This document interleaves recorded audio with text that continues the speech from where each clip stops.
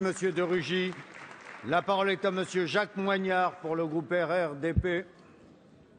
Monsieur le Président, Messieurs les ministres, Mesdames les présidentes de commission, 4 mois après le début de l'intervention, l'opération Serval affiche un bilan positif. D'abord parce que la France a mené en amont un intense travail diplomatique en faisant adopter par les Nations Unies les résolutions légitimant une opération au Mali, en préparant la constitution d'une force interafricaine d'intervention et sa formation par l'Union européenne, en sensibilisant l'administration américaine au risque régional.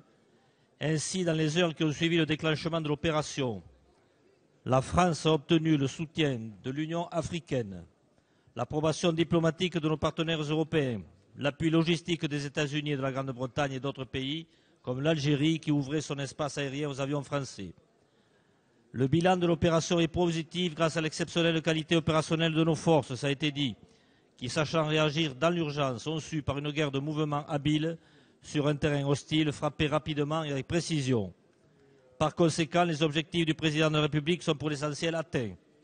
En effet, l'agression terroriste a été stoppée, la sécurisation du pays mise en place et l'intégration territoriale retrouvée. Cependant, un arrêt immédiat de la France serait fatal et rendrait vain tout le travail accompli au Mali.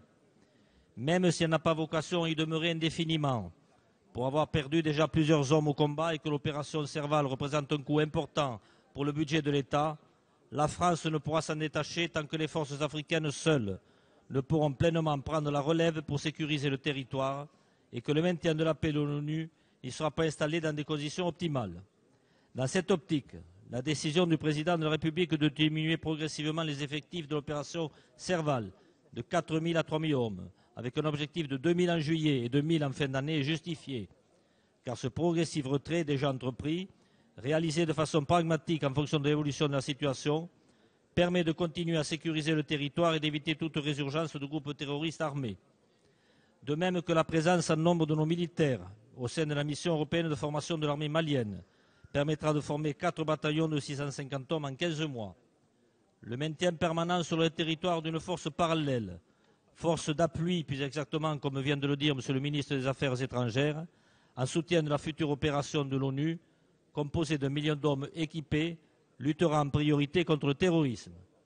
En conséquence, les députés du groupe radical, républicain, démocrate et progressiste voteront l'autorisation de la prolongation de l'intervention des forces françaises au Mali.